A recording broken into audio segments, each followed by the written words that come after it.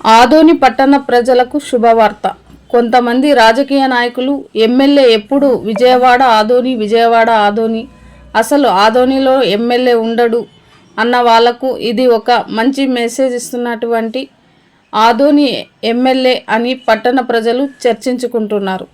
మన Adoni MLA doctor Valmiki Parthasarathi నల్లగేటు రహదారి మూసివేయడంతో ప్రజలు పడుతున్న ఇబ్బందులు దక్షిణ మధ్య రైల్వే అధికారులకు తెలియజేయడం జరిగింది. ఇందుకు సానుకూలంగా స్పందిస్తూ తప్పకుండా ఈ సమస్య పరిష్కారంకై ప్రయత్నిస్తామని తెలియజేయడం జరిగిందని ఎమ్మెల్యే గారు అన్నారు. ఎప్పుడు ఆదోనిలోని సమస్యలను అధికారుల దృష్టికి తీసుకెళ్తూ రిప్రజెంటేషన్లు ఇస్తూ సమస్యల పరిష్కారంకై కృషి చేస్తున్న మన ఆదోని ఎమ్మెల్యే. నేను ఈరోజు సికింద్రాబాద్లోని జనరల్ మేనేజర్ రైల్వేస్కి సంబంధించిన జనరల్ మేనేజర్ గారి దగ్గరికి వచ్చాను.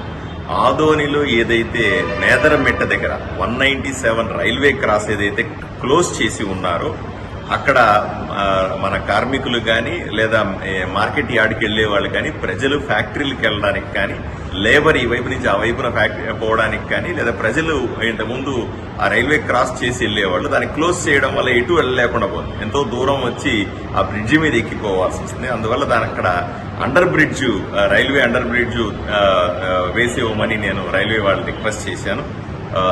అదేవిధంగా అది చాలా వెసులుబాటు కల్పిస్తుంది, లేకపోతే ఇబ్బంది పడతా ఉన్నారు ఆదోని ప్రజలందరూ కూడా. అలాగే చాలా ట్రైన్లు ఒకప్పుడు రెండవ బాంబేగా ఉన్నటువంటి ఆదోని విపరీతమైన ట్రైన్ ఫెసిలిటీ ఉండేది. రాష్ట్రంలో అన్ని ప్రాంతాలకు కానీ దేశవ్యాప్తంగా అన్నింటికీ ట్రైన్ ఫెసిలిటీ ఉండేది. కాలక్రమేణా మెల్లిమెల్లిగా వ్యాపారాలు తగ్గడం వల్ల అక్కడ కమర్షియల్ గా అవైలబుల్ కాకపోవడం వల్ల ట్రైన్లు ఆగిపోయింది. ఎవరు పట్టించుకోలేదు. దాని 20-30 ఏళ్ళ నుంచి అంత మెల్లిమెల్లిగా పట్టించుకోలేదు. కోవిడ్ సమయంలో కూడా విజయవాడకి వెళ్లే ట్రైన్లు కూడా ఆగిపోయినాయి. కాబట్టి ప్రజలు ఇబ్బంది పడతా ఉన్నారు. ట్రైన్ల సంఖ్య పెంచండి. ఇటు విజయవాడకి వెళ్ళడానికి కానీ లేదా అటు బాంబే వైపునే వెళ్ళడానికి కానీ లేదా హైదరాబాద్ వైపున రావడానికి కానీ జనరల్ మేనేజర్ సికింద్రాబాద్ దక్షిణ మధ్య రైల్వే వారు నాకు హామీ ఇచ్చారు. తప్పనిసరిగా వీటిని చేసి పెడతారని నమ్మకం నాకు.